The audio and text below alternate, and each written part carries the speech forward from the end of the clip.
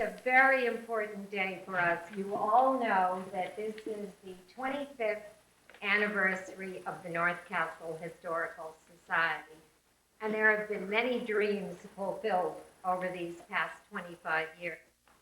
But I think because it is such a wonderful day for us, we should have a little bit of thought given to the very early days. It seems that we owe a great debt of gratitude to the late Ken Main. There were several of us, including Jean Curry, Dick Lander, myself, several of us who loved history, who always wanted to have an historical society, but we never got around to doing it. And it was Ken Mains who called one day and said, we really have to get this started. And thanks to him, we had our first meeting over in East Middle Patton at Dot Hubbell's house. That was just a meeting to explore, do we want a society? Well, we did. And so the next group decided that they would choose 7 people to be the incorporators. Unfortunately, 3 of those incorporators are no longer with us. We have lost dear Jean Curry, we have lost dear Dick Lander, and Ken Mains is also no longer with us.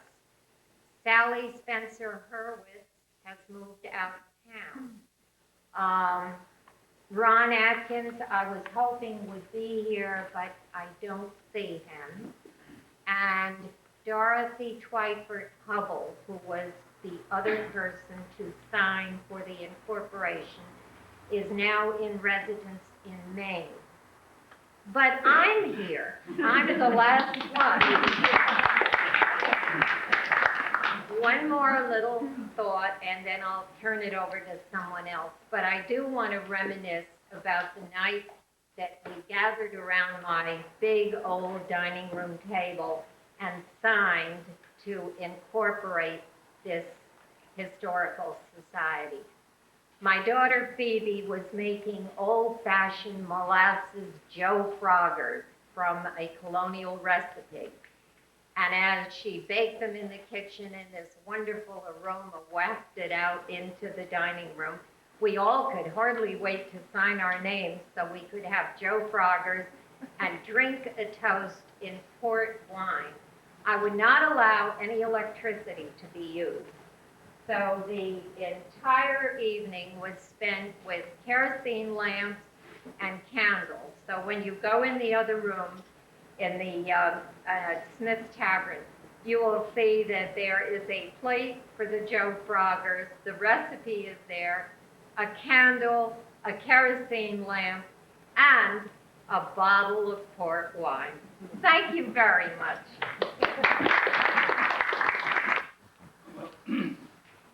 Prior to 1928, there were no crossroads in this community. You had 3 north-south arteries, Route 128, 120 King Street, and Whippoorwill Road. The only crossroad north of Route 22 was Hates Crossing, and there was a trail which is known as Wildcat Road, which is on some old maps, but it's nothing today. I want to tell you how Whippoorwill Crossing came to be. Philip Niles, who is now 90 years old, lived in this community from 1929 until about 15 years ago. He and his brother, he's still a Canadian citizen, by the way, even though he's 90 years old, became a graduate of MIT in Boston, was a captain of the hockey team there, came to New York and lived in Bronxville in 1925. He and his brother bought a piece of land, about 70 acres, up on Upper Sarl Street, Upper being north of Byram Lake Road. And they were both employed in the banking community down on Wall Street. In those days, it's a long way from steam trains to Mount Kisco or down much further south. The trains went at that time by steam. And they had this nice piece of land which backed up to what later became High Winds, owned by DeWitt and Lila Wallace of Reader's Digest. But they found out the realities of commuting from that site to Wall Street was going to be enormous. So they got a U.S. geodetic map, drew a straight line from their site to White Plains railroad station. Then they bisected that at the halfway point, put a pin in the map, and said, let's go see where that is. It turned out that it was a mile back from King Street on a site then owned by the Whippoorwill Club, which was just starting. Didn't amount to much, but they saw this nice site, huge trees, and they said, we'd like to build a home, but how are we going to ever get to it?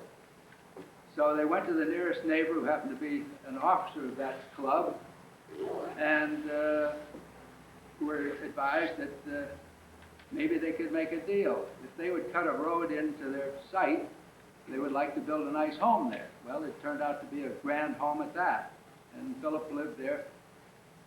Started his home in 1929 and moved in July 3 of 1930, and lived there until about 15 years ago, and still stayed in the county up at Wacabuck, and then the last year he's been in Dutchess County at Millbrook Meadows. So that road, which carried them into Bayberry and an offshoot onto Tallwoods, which they named, later was cut through to the Whippoorwill Golf Club at the top of the hill, and so there became the first true cross street in this community, and it's fairly well traveled today, as everyone knows. Thank you very much. I guess most of you knew my parents, and it's a great pleasure to be here with you and with my husband, Don Gray. Well, my parents bought their house in 1929, and they lived there 65 years together. So it's quite an accomplishment, and we're delighted now to be living there in the house. What I remember in the 30s, the airport, it was the greatest place to go. That was the entertainment. Frozen custard, have a frozen custard at the airport. I didn't come down to school here. I went to Middle Patton School. We have a distinguished alumna there. It was a 2-room school. I went eight grades there, the middle of my 8th grade. Then we went to Chapel Hill, North Carolina, because my father, who was over age, went down to Washington and persuaded the Navy to take him, although he was more than 40 and had 4 kids. But that was a good time, and then we came back. Let's see, other outstanding events. Chief Hergenhan apprehended the burglars, remember, the robbers? That was a big before World War II. That put Armonk on the map. Then along came high school, and we could choose between Mount Kisco or Pleasantville.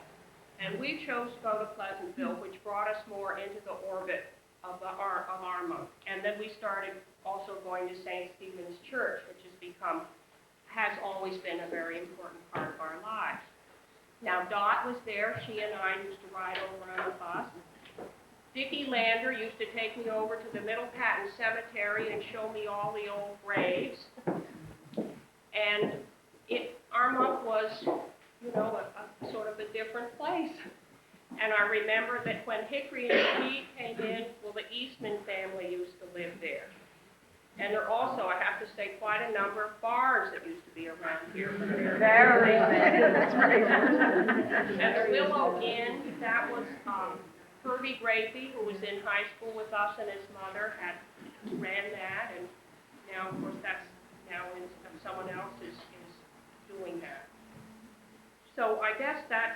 very happy memories, but it's wonderful to be back in the community, and we have done a little bit of remodeling at the house. Those of you, I don't know how many here, please don't raise your hands, came to the tag sale we had. The house, I think, was probably looked the worst it ever did, because actually my parents lived so long that they had, well, 4 children and in-laws and then 14 grandchildren.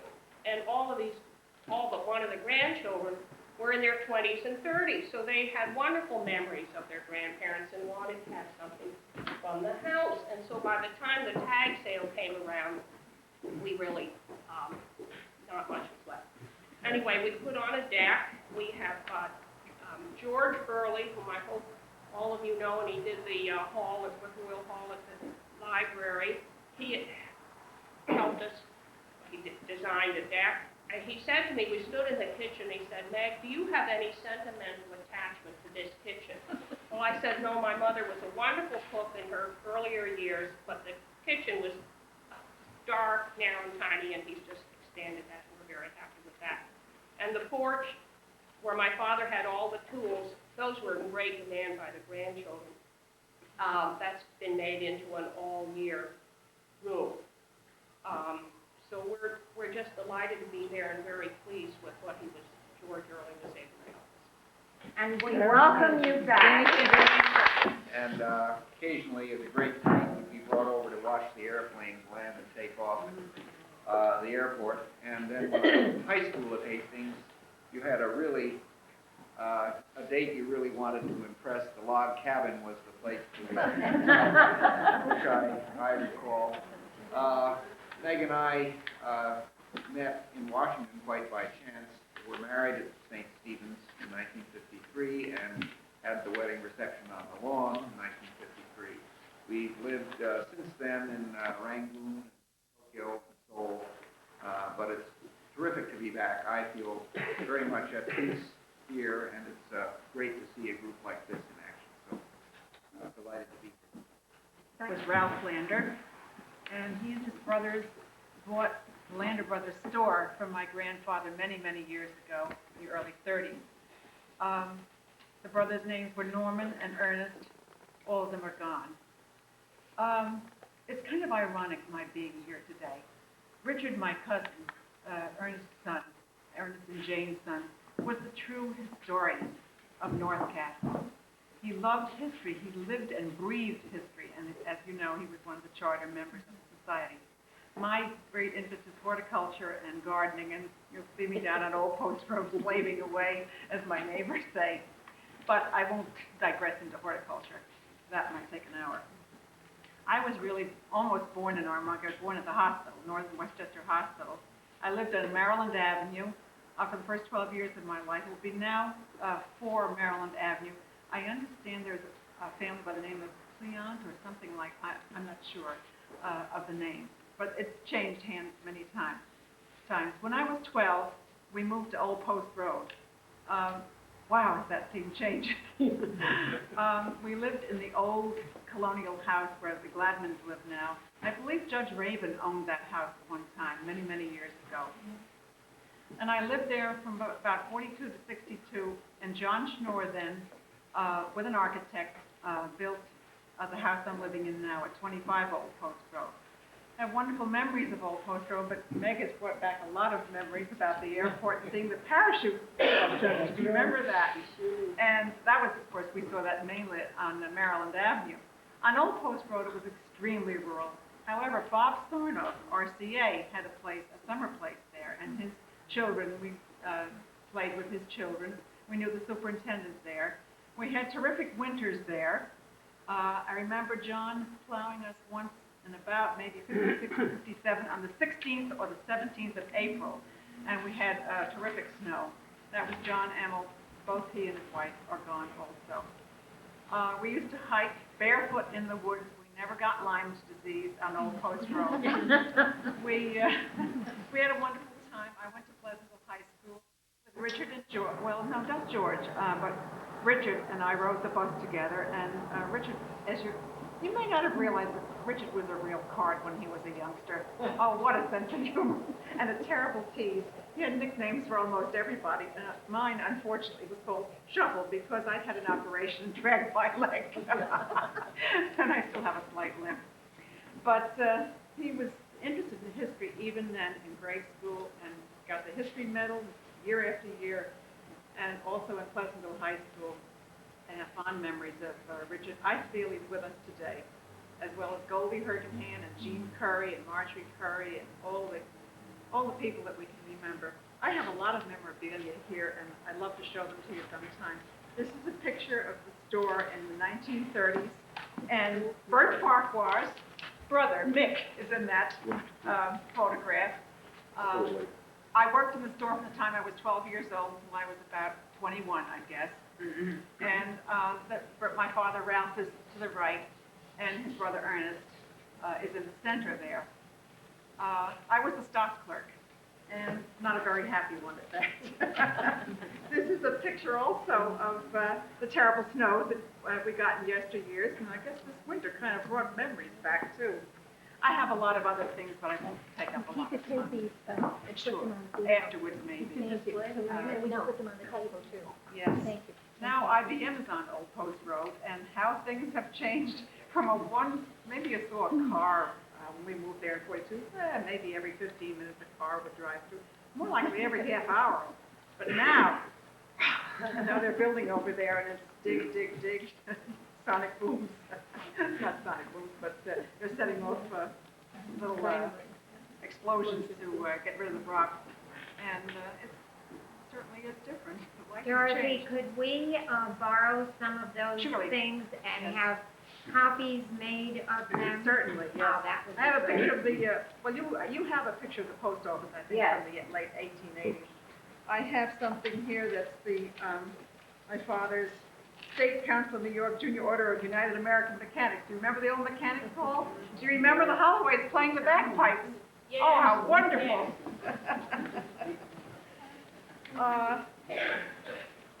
This is Dad's exempt fireman certificate. I don't think you're interested in that. But I have a few other things, newspaper clippings you might be interested in.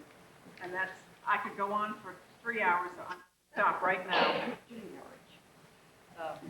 Until I heard some of these people talk, I thought I was ancient in town, but I feel like I'm a newcomer. We come here, my husband and I, with 2 children, in 1942 and 43. And all the things that have been said, I've recognized completely. The farm, and also there was another place called Jenny, Blue excuse me, Gardens. could you talk a little bit louder because we're having a little problem getting it down? Okay. Thanks. The entertainment center, one of the other ones was the Blue Gardens, which was built Oh, yes. in the area of the bowling alley right now. The back had dropped about 50 feet from, of course, the front was road level. But a lot of the big bands from the city, later on they become big bands, used to come up on the weekends and for different fairs. So we had some very good dance music down in the area. I remember at the Four Corners here by the Methodist Church, across from the Methodist Church, where it's now the Olive Branch Plaza, was an open market, fruit market, and everything. And of course, the bars sure did outnumber the churches. I did bring something that I thought perhaps somebody might be interested in looking at. It was a picture of Harold Whitman. Oh, yeah. Oh, yeah, that's great. Yeah. And another one, this happens to be one of the books that we found up in our attic when we started to move. I started to move. And this was this cabin with the front porch. Oh.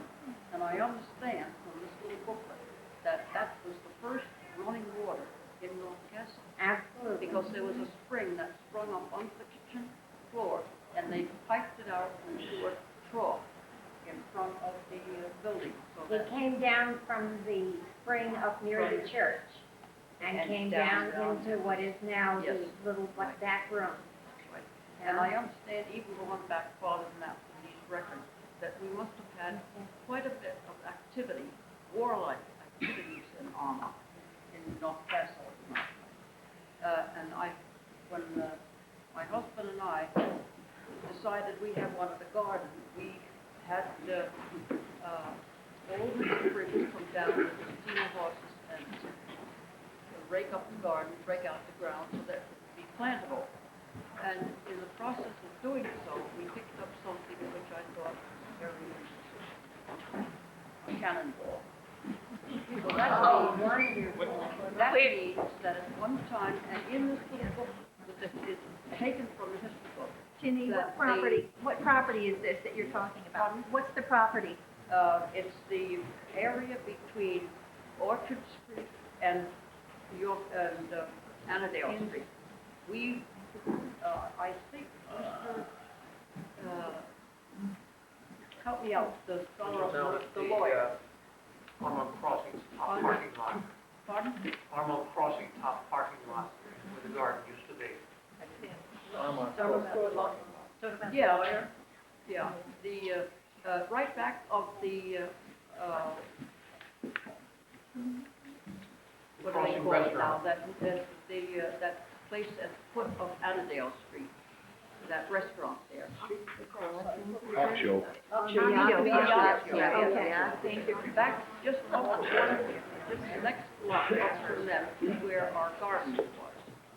And they said that there was a battle between the English and the Continental Army, and the British were the only ones that had a cannon. And that was supposed to have been fought between Wampus Lake and White Plains. So there's every possibility. Oh, boy, I don't dare lose it all. It is that. Yes. I tell you, I wouldn't want to be hit with it. Well, the schoolhouse, as a matter of fact. Church schoolhouse. No, that's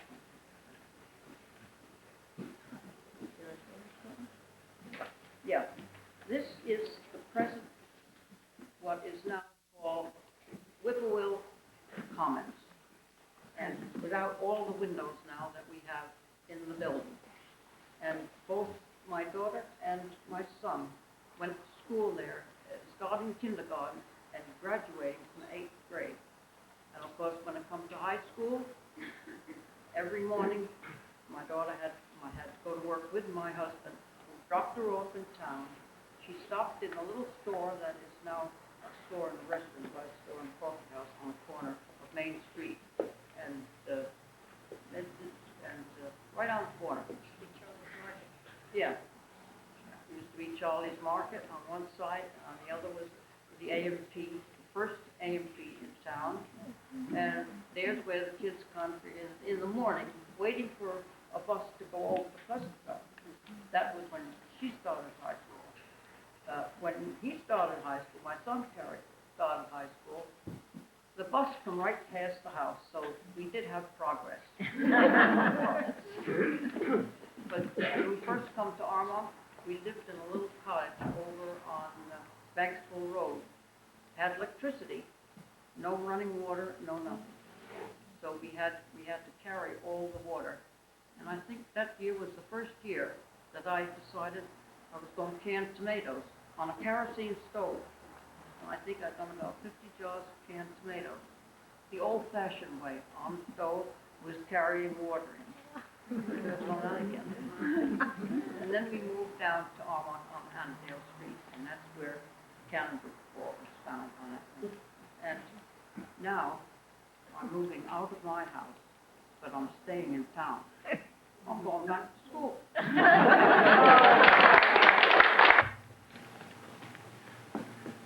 My name is Michael Kressler. Before I say anything else, I want to give my compliment to John Snow and Guy Capello. They did a tremendous job on that building. Yes.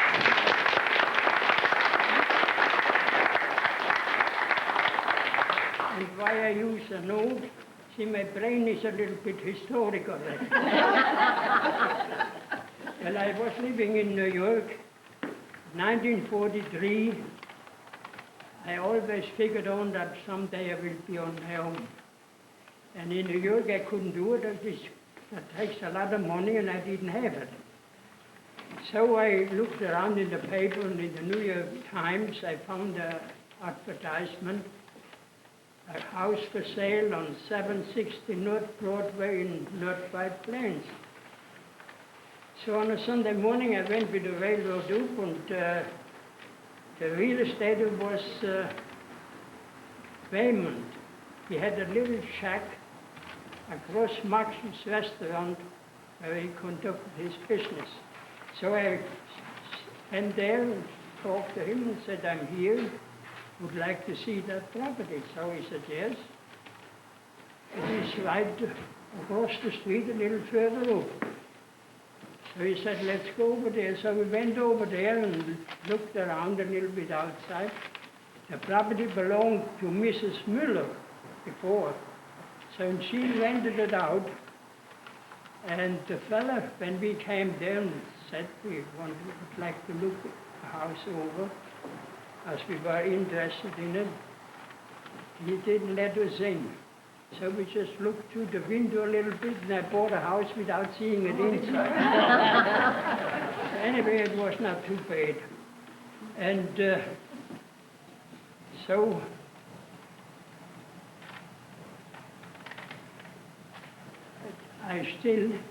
before I bought a house, I still worked in New York, and it was easy from North White Plains to get to New York, so it was all right.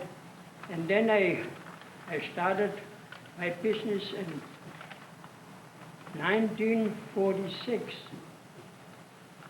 But I didn't have a studio yet, so I had an order for a 10 feet high Madonna with child. So my basement was just 7.5 feet high. So I had to build it together, and when I wanted to see the lines, I had to step on top of it. I couldn't get it up right. It was almost like with that fellow which built a boat in the basement and couldn't get it out. Well, it worked out all right. And some stone carving, marble carving I did for a while in the garage. And then I figured on, well, I should have, anyway, being on my own, I should have a building and so on. So I went to Joe Miller and talked to him. He said, yes, you can put up a building, but not a shaky one, not with tin plates or with cardboards or so. I said, well, no, I wouldn't do that. So I built that up, and Aloy, he did the foundation. He was a contractor, built the foundation. The front building, as I call showroom, I built all myself.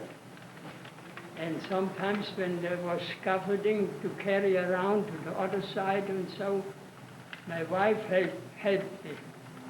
So they gave her a name, that's the Amazon from North White Plains. So that was all right, I did it. And in my couple of years, my boys went to school just a half a block away. And there, it was a well-known teacher, Mrs. Delany, and the principal was Mr. Remsen. And then later on, I built a studio on back of that. And the trouble was, for business, it was very good. But the noise, at that time there was a restaurant, the top had right across my property, and there was Max's down below, and a little further up it was Winkelmann's. There was sometimes quite noise. So my wife especially, she was very sensitive about that. So we looked around, and I remember a policeman from Armo, he showed me around on Flaglerich, which was for sale. And then again, I read in the paper that the property without a building is for sale in Armonk. So I called that fellow, and we went up and looked at it. We had to jump over the brook because there was no bridge or nothing there. And suddenly then in 54, I was buying the property. During the winter, I made sketches for the house, and in the spring, we started to build. I remember there was the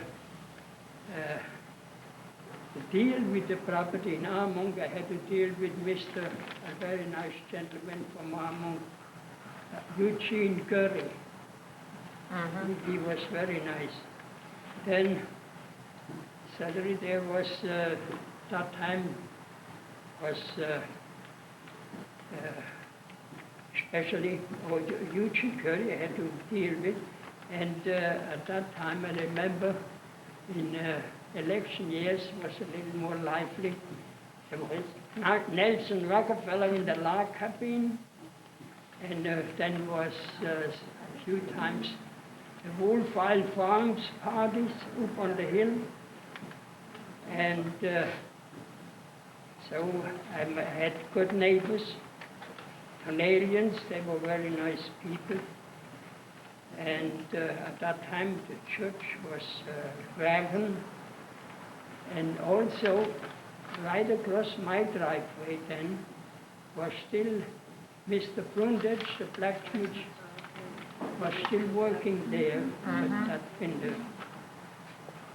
And I really liked to work a lot better in Armonk. There was not a noise like in North Broadway in White Plains, and it was nature around. And I must say I did some very interesting work. I did for the school, in churches, I did for Stepanek High School a couple of figures, and I did for Helen Hayes Theater, and in Armonk the church, and then Lund Fontaine Theater. And but I remember when I bought a house, and I had no orders or nothing. My first job after that I got from Phil Baker. He was the announcer on the radio from the $64 question at that time. And also I created the Headless Horseman in Phillipsburg Manor, and the museum relief of John Peter Zenger in the Museum for the Bill of Rights in Mount Vernon, and the buste of General von Steuben carved in linden wood, which is erected in the Inspector General corridor in the Pentagon. And what I say, working there nice, and I really enjoyed it. And then I met all those nice, friendly people living together, and breathing the nice, good air. And last September, I finished my 93rd year. No, you say it. Well, we came into Armonk, my family, from Rye Beach from 1927. And my father had a restaurant across the little old airport. If I was talking about the airport, it was called the Veteran Stop. And that's where we were raised along in there. Then 684 took it. I get kind of speechless. Well, anyhow, to make a long story short, I worked in practically all the restaurants in town, practically everyone. Especially the Wagon Wheel up there, and from Mr. Frank and all that. And when the Lions Club had meetings in there, I was there helping them. And then time went on, I worked in factories in White Plains, Triple Card Company, Helen Hostess Wear, Model Plastic. Then finally, I don't remember, it was in 1956, Jack Lombardi, I think it was Mr. Lander too, I forget who the gentleman was, came to my house and asked me to be a school guard here in Armonk. And I said, me, a school? He says, yes. He says, yes, Ida, you could do it. I said, all right, I'll give it a go. Eleanor Rash and Betty Fisher was out there also. So I covered Whippoorwill School, and then in the village.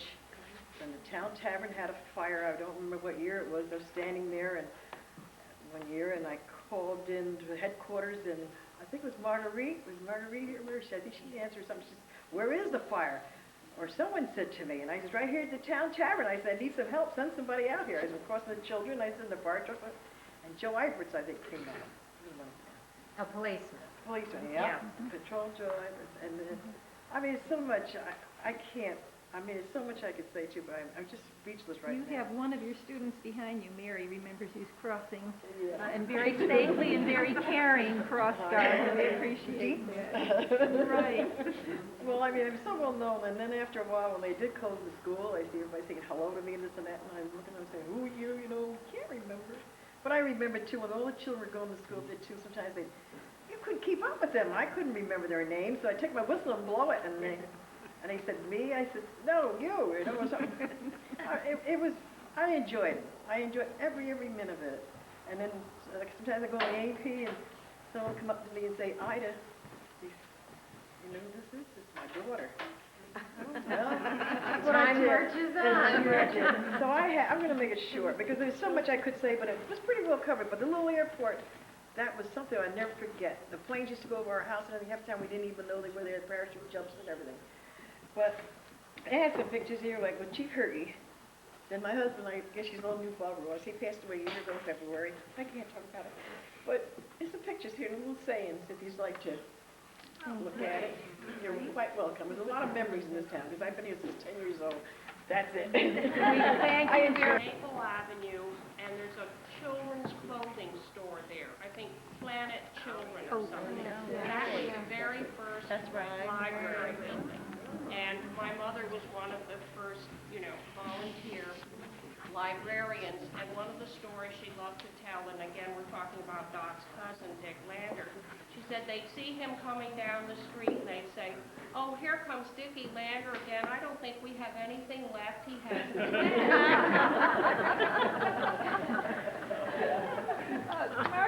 Okay.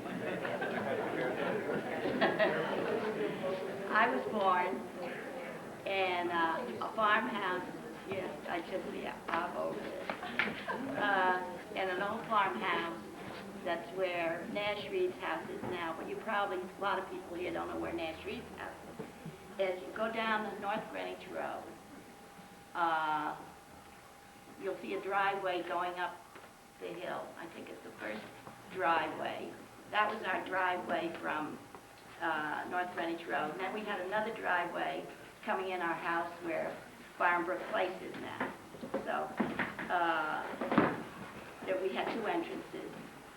And across the street where Brundage Street, Brundage Avenue, I guess it's Brundage Avenue, Hunter Avenue, Brundage Street going up the hill, and Niles Avenue going down the hill. That was all our orchard. And later on, Harry Hunter and T. William Brundage bought the land and developed it, and that's why one street is called Brundage, and Hunter Avenue is after Harry Hunter, and they left Niles Avenue with my father's name.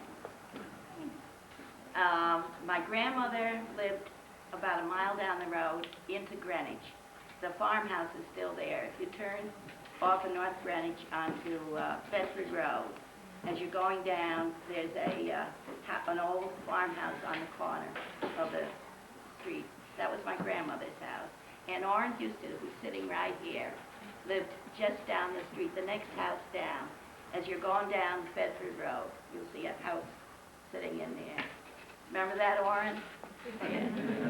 And sitting right next to me here is Donald Brundage, who lived down the hill from me, and we grew up together, and it's just amazing to see him here today. And let's see, what else do I remember? Oh, I brought, I'll leave it on the table after.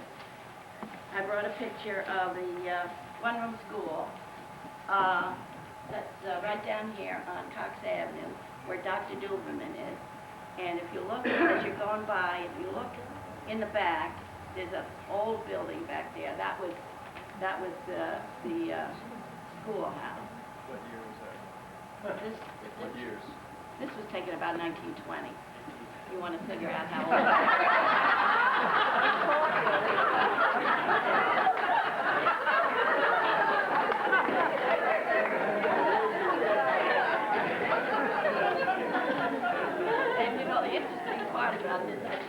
my friend Lucy, and she said, "Is this all the fourth grade?" And I said, "That's the whole school." And so you'll see, when you look at it after, you'll see Marge Dennis's picture here, and there's quite a few still living. Rosie Parmachuk is in here, Frances Bambasi, and this is her brother who's here. Of course, he's gone now. And all the Marasics, although Bonnie was telling me that Tommy Marasick has gone now. But I think his sister Julia and Mary, they're still in the picture. Well, remember the Marasick. Do you want to say something? Oh, too much? Too long? No. Keep going.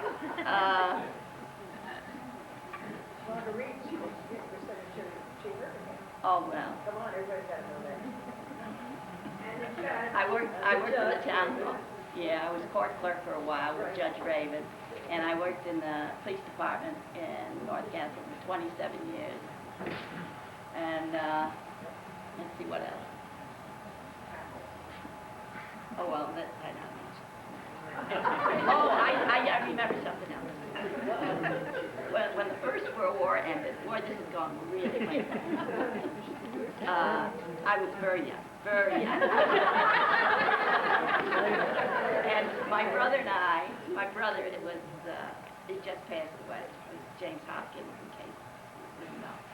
My brother and I walked down the street waving flags to my grandmother's house down on Bedford Road. First World War. So, I guess that's about it. I'll leave this picture in case anybody would like to see it on the table over here.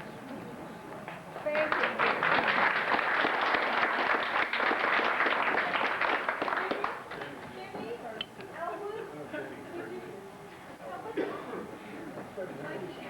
Hard to read some of the people, but Jimmy Cox. in the 40s, and I used to come down to Harry Runners' blacksmith shop, and he would make axles for our wagons, and you'd stand there, and Harry would, he would hold a round piece of stock, and you would turn the, I don't know if it's over in the thing now, that's drill press, but he'd ask him how much he owed you. Well, now we'll figure it out. But he never charged him. And we go back and make wagons, and of course there weren't the cars on the road then as there are now. We'd ride down these hills, and it was never a problem. In the wintertime, we would go over here, and we thought this was the biggest pond in the world here, across the street. And we'd skate there, and we'd tiptoe across the street on our tips of our skates, and sit around Harry's stove and warm up, and then we'd go back over, and he'd tell us stories and stuff. In the summertime, you'd go down there on your bike or your wagon, and he'd give you a quarter, you'd go downtown to get a pint of ice cream, come back, and he'd cut it in half and share it with you. And as far as swimming, there were no pools, of course, and just private pools. If you wanted to go, you had to sneak in. But we would go down to the brook, Farm Brook, and dam it up. And there were two Department of Water Supply, a fellow by the name of Joe Ferris, another one by the name of Art Brown. But they wouldn't come in off the road. They knew they couldn't see the water coming down, see, so they knew we dammed up the brook. They wouldn't come in unless they were sent to, the people. They got a complaint. But we'd swim there, and then when they came in and broke the dam down, then we could go down to the ice pond in back of Agnews, which is still there. Somebody said when those developments, those houses were built down in back of Schultz there, they built that in the ice pond, which they didn't, because I walked down there the other day. I say the other day, 6 months ago, and the pond is still there, and the dam is there. The tree is gone. There used to be a platform up in the tree. For the rope, yeah. And there was a rope tied off the top of it. But that tree is gone. Okay. But the pond is still there, and all the rocks, of course. And when you look back, and it was really dangerous, and I think probably everybody ever swam there got a scar from falling over the dry side of the dam. But, everybody lived through it. But, the kids today, you know, they swim in a pool. If you ever ask a kid today to swim in a pond, he'd look at you like you were crazy. Remember the frogs and the water snakes? Remember the frogs and the water snakes? Yeah, but you know, it wasn't a problem. It was a good town to grow up in. We all made it. Thanks so much. Okay.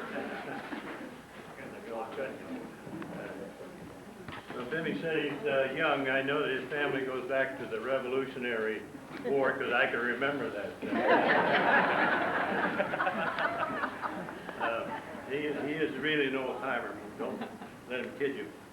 I hated to see Marguerite go because I wanted to tell you that she's a star member of our Friday night indoor golf class. Here she is, 83 years old, so she's doing fine. I do not feel, my name is Elwood Clark. I'm a former teacher and recreation man here in town, but I don't feel I'm entitled to get up here and say very much because when I first got into town, we taught at the Whippoorwill School, and maybe some of you remember Tom Dick. He was the head custodian there, or the custodian, and he says, I think that was 1948, and he said, nobody will pay any attention to you till you've been here 50 years. So I have 2 more years to go.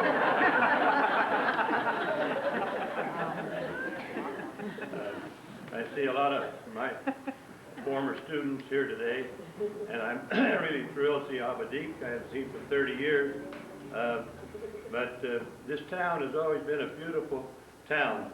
I think I can testify to that because lived a lot of places in Nebraska, California. During the war, we moved all over the United States, and it's a great town. And I think that kids developed here very well because of it. And I might mention a few of them. Every kid here in town, as far as I'm concerned, has really amounted to a great deal. And that's because of the people living here and the type of town it is.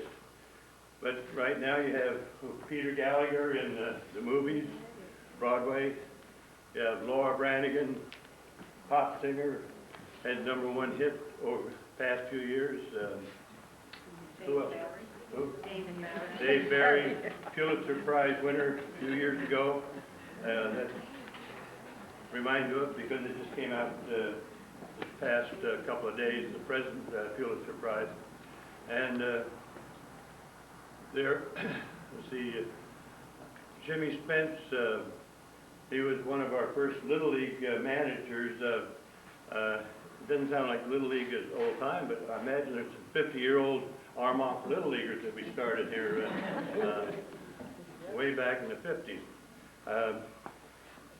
Jimmy Spence was not a Little Leaguer, but he wanted to manage a team. And he was only a junior in high school, and we had quite a fight about that. So that we finally let him manage, and he went on to be director of sports for ABC. He was head of Howard Cosell and Wide World of Sports, and director of the Olympics in Berlin when the Jewish team got murdered over there, if you remember. So we had a lot of kids that are very successful. One nice thing, one little story I would close with is that when we came to town in the late 40s, there was a little division between Windmill, Bear Ridge, Armonk. We weren't exactly friends, if you remember that. But we all got together, and Jimmy Spence's father and uncle were kind of chairman of the group to get it going. Well, we went around town to collect money for uniforms for the Little League boys, and we finished our survey and we had about $110. So you can imagine about 150 Little Leaguers living on $110. And then the Windmill group, they went through Windmill and collected funds, and they collected over $1,000 out of Windmill. And somehow that sort of brought the town together. And we have been together, of course, the schools came together, and it's been a fine community ever since. Thank you very much. Thank you. Well, I would change the theme of the conversation and maybe put a little humor in it. Do it. Just to say that there were a lot of enterprising fellows in this town and they always started a business. Going back to the farm days, I came to Armonk in 1917, so I'm a relatively newcomer. But across the street was a man by the name of Stanley Sniffen, who was a very enterprising man. And Stanley had a roadside stand, and he used to sell vegetables and eggs and all sorts of things. And he had a sign out there on the eggs were selling then for about 19 cents a dozen. And Stanley used to come say all the people that stopped there, I said, now you come on and come out to the hen house, and he said, I'll get the eggs for you when they're hot. He had a bunch of old setting hens out there that had been sitting on eggs for about 2 weeks. And he used to, these people go out there and they would peel the eggs under the setting hens and they were hot. And he would sell them eggs for 25 cents a dozen. He used to buy them in the A&P for a dime. It sounds like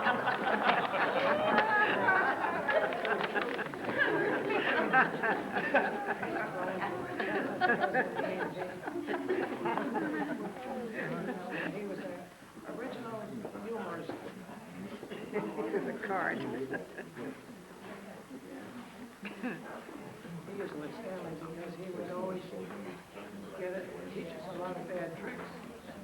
Years ago, back in the 20s, we used to buy a tire. He used to come wrapped in paper.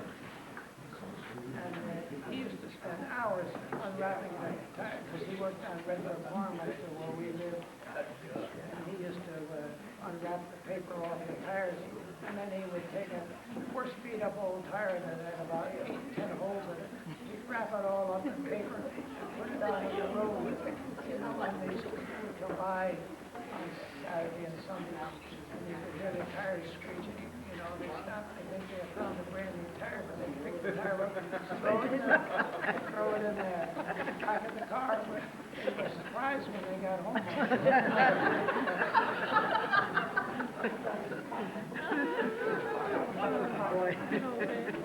Another game. He used to throw a pocketbook out in the street, and he sat behind the stone wall with a rope on the pocketbook. The cars that came down in the 20s didn't have very bright headlights. And first of all, he used to take and fill the pocketbook with cow manure. And he'd put it out in the road and tie a rope on it. And then behind him, all the people would come by and they'd see this pocketbook out there and they'd stop. And boy, the first thing they do, they get their hand in to see if there's money there. Stanley used to roar laughing, you know. That was the devil. That's all. Okay, Ray. My name's Ray Bell, and I moved in Armonk in the late 20s. Came up from Fort Chester, over 9 years old, and I've had nothing but a beautiful memory of Armonk. I had a wonderful childhood, and I'd just like to start. I lived on the Sterling farm, right on top of the hill.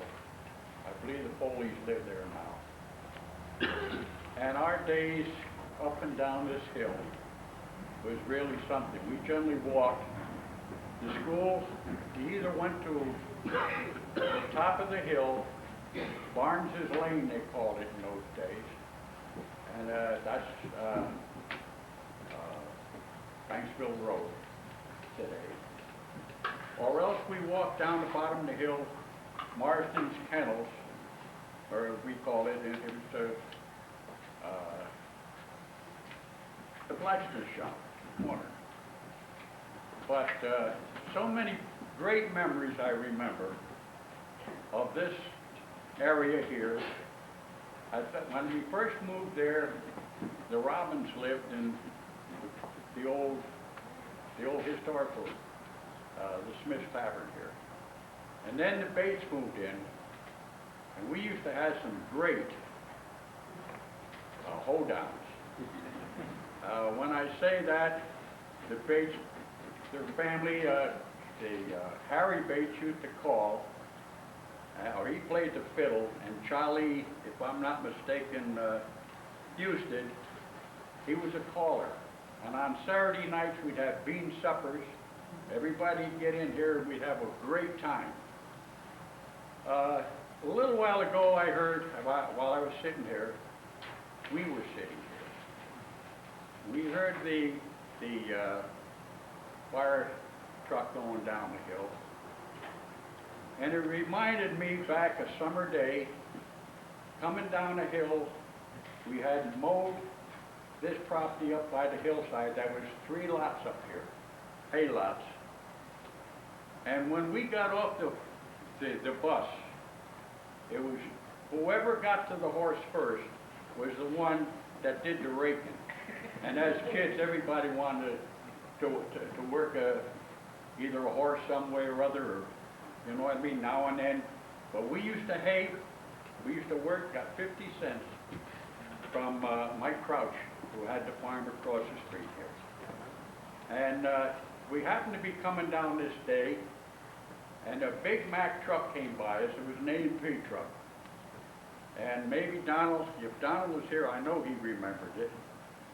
Our crossroad down here, there was 2 elderly women who were taking a day's ride, and they pulled across the street and stalled, and the truck, the big truck, hit their vehicle and pushed it into the Brundage's fence there, and they were killed.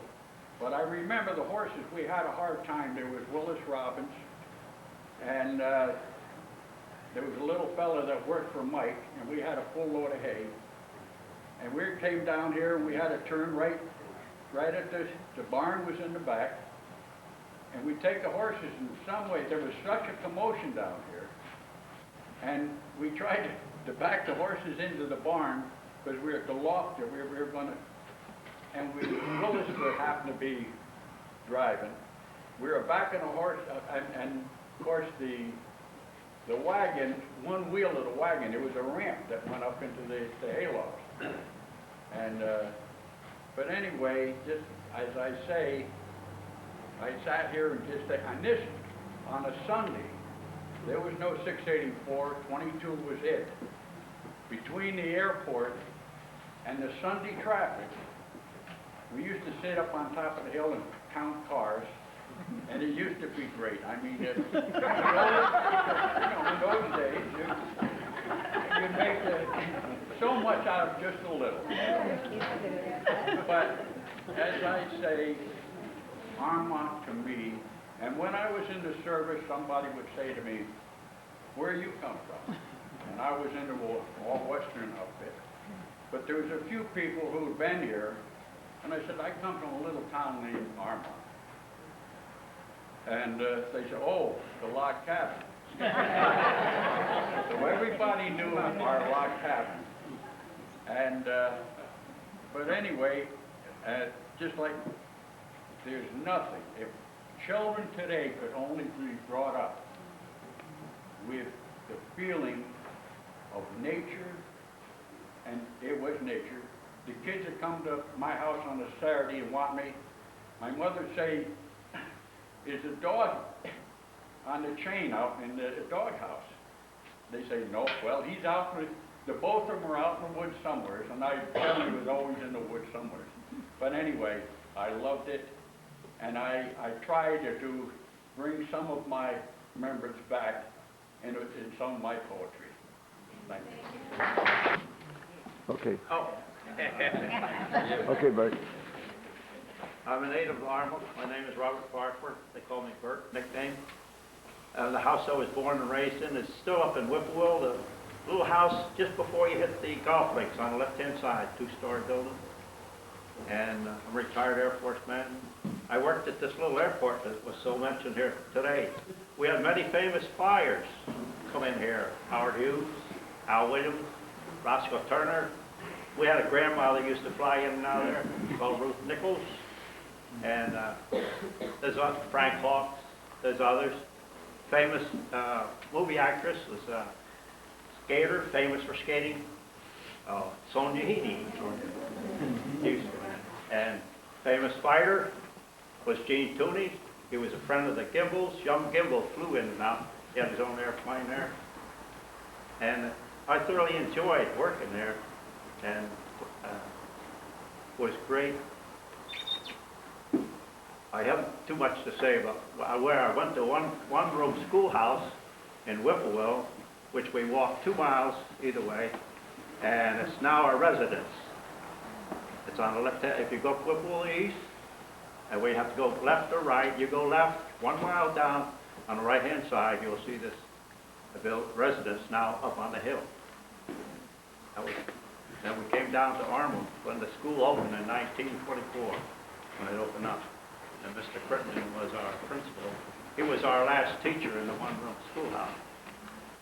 And now that's now become a, what do you call it, condominium? House. Beautiful. And it is beautiful. I love this town. A lot of memories, friends that I have, and I thank you. I'm Donald Brundage, and I think Marguerite Lewis probably said most of it when she spoke, because she's the one that took me to the little one-room schoolhouse on my first day to school. And that's the house that's just up the street back of the Yellow Barn here. And that's a story in itself. But I grew up in the blacksmith shop. My uncle and my dad were both blacksmiths. And so my earliest remembrance is wandering around amongst the feet of a whole bunch of great, big, huge farm horses stamping and driving. They're trying to drag me out from underneath it. And I'm saying, no, nice horsey. And I guess they finally got me out because I survived. But it's a great amount of memories, and I have so many friends here. Ray Bell, who lived up on the top of the hill above us at the time. Robert, who lived up on the hill down below me. Marguerite, who lived up on the hill. You'd think I didn't live anywhere except down the valley. That's what it was. I lived in a little red house that they just built a new place down there. They tore my old place down recently, I see. And so it was fun. I don't know. By the time you start to get into things like this, you never shut up, so I don't think I'll keep you too long. But,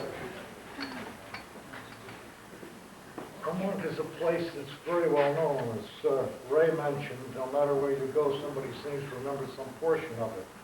But I haven't lived here quite a few years now, but when I come back and I look at all the people, let's face it, you don't recognize the people that you grew up with. I think perhaps I'll just draw to a conclusion now and let somebody else carry on. Thank you. Okay. Ready? Mm-hmm. My name is Albert Kvetchadik. I came from the old country, Hungary, 1956. 1956, and when I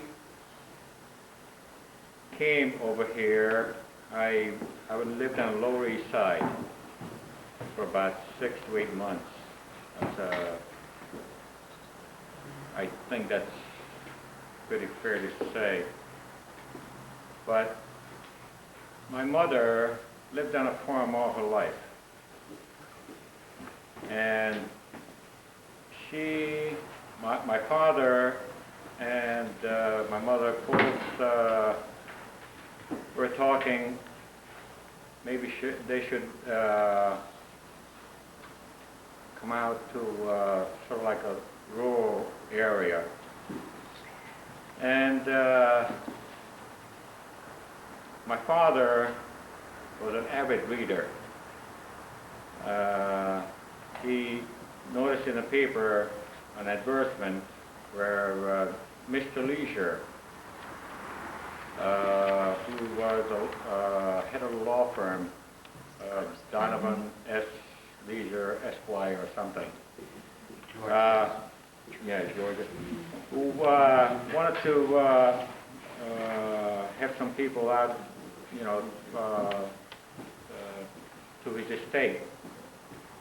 And my mother said, well, let's go and try it out. So that's when she packed us all up, and we all came out from the Lower East Side. This place brings back a lot of memories.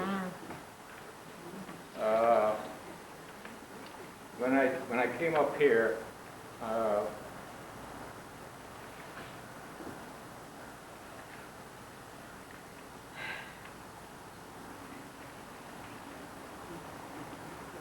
I started walking around, first around this place, and the only reason is I'm getting a little emotional. Want to wait? I was walking up to the place, and I said, where originally this place was a garage, where the tools were in that other room where we come in at the first time, and the rakes were over there. This place over here, there were stalls with holes at the roof. Upstairs there was hay for the horses to be handed down into their troughs. This place was just a straight wall, and right behind that there was a door coming out. The stairs were up there. This was not here. I mean, this is the way it was a kind of run down place. But the only thing is that what I learned, that the beams in this place is American maple, which is no more. That's one of the things that's died out in this country. These beams are a treasure. They're American maple, which is nowhere to be had or seen.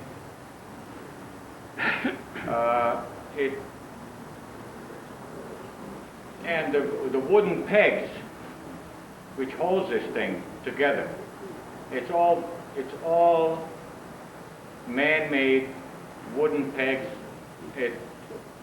They were very ingenious when they built this place. They've all made their pegs, and they put them together, and they stood there, stood the time.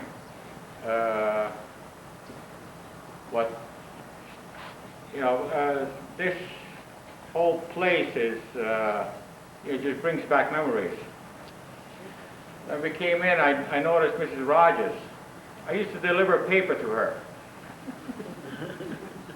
A couple of other people, I used to go, I think I do remember that girl back there. I don't know, her name is Sue? No. No? Linda. Ranieri. Linda Ranieri. She was one of the girls that was,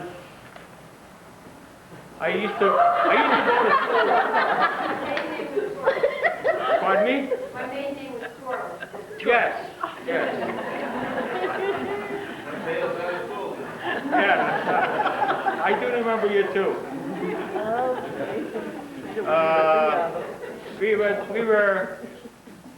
When we came out from the old country, we just mostly headed to our big estate, which was the Leisure's estate, at the end of Cox Avenue.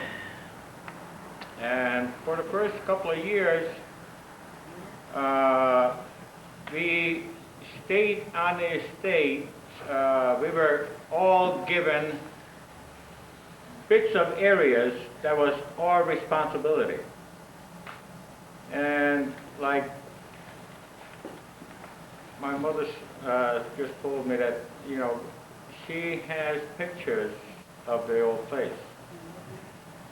I was very fortunate before they took the place down to take her back to the place, and she was very emotional about it because after all it was 28 years she stayed on the place.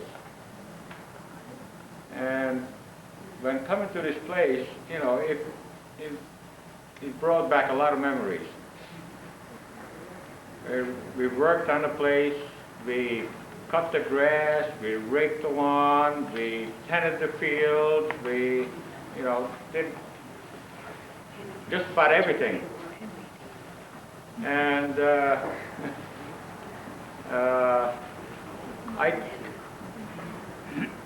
when I grew up, I went into service right after getting out of right after getting out of high school, which was in Pleasantville High. Me and my brother signed up for the Marine Corps, and me with the idea of making a lifetime career. Of course, that lasted for about the first four seconds when I got the first because it was, I thought I was going to be a big gung-ho person, you know, but when they were talking in the front of the bus and we were talking in the back, I was talking to one of the big fellas that was, and he was saying to me, he says, well, what is he talking about? And within the first 4 minutes,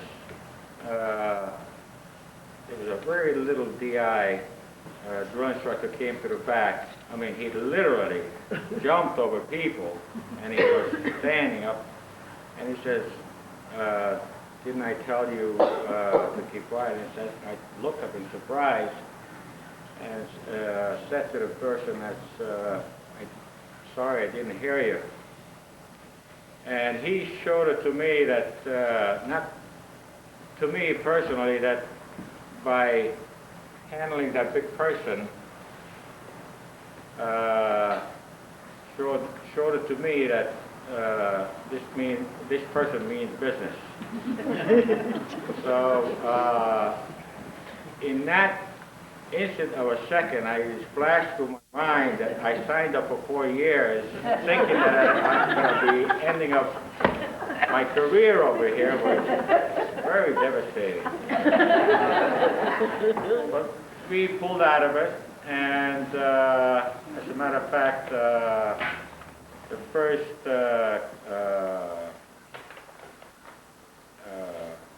time that towards the end of the 4 years, I met my youngest brother in Okinawa, who got wounded over there, and but we all pulled through, and it made, I think, the reason is why we pulled through. Times were hard, but this little town was an inspiration. You know, like Mr. Clark. He even now he says I was the best soccer player. Well, I'm saying that you know, when I played soccer, I try to teach everybody, you know, how to play soccer in my own way. He was saying how the soccer was being played, and we had a couple of words. But, like Mr. Clark, he's the only teacher around here now that I see. I can't say how much I enjoyed you.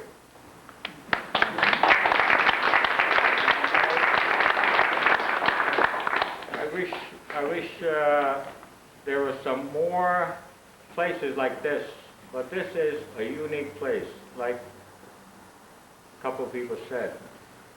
It's really, really,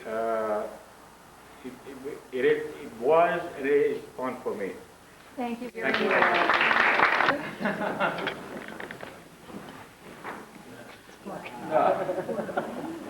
Is there anyone else who would like to share? Mother does not know. English. That's all right. Very low, hormone, very nice. I hope of people, maybe not like me, you. And 23 years living, much working. I work on in house, I work on my house, 5 children, 1 children is coming. And 2 big vegetable garden, maybe acre. I work just. Maybe half acre flower garden work just. Big greenhouse, I work, I cook. Nighttime, 1 o'clock, I don't know, 5 o'clock goes fire, not frozen flower. And much animals, pig, cow, chicken, geese, dogs. Chicken maybe 1,000. I work much. Thank you. And we're, Howard, we are new residents. We've been here in Windmill for 6 years. But we have become interested in restoring the small cemetery that is in Windmill Farm on the corner of Evergreen Row and North Lane. And so if anybody has any information they could give me about that cemetery, I would appreciate it. We have the feeling that there are many more stones that might have been there than are now showing. And so if anybody lived in that area, is familiar with it, played there as a child, we'd like to know whatever information you could give us about it. I can leave my number with you and Ms. Corey, and I'd appreciate written or verbal information on the cemetery in particular. Mr. Ed? And yes, and Ed Woodyard, he's on my committee also. And so Ed would be receptive to it too. In fact, Ed is a historical part of my committee. Thank you.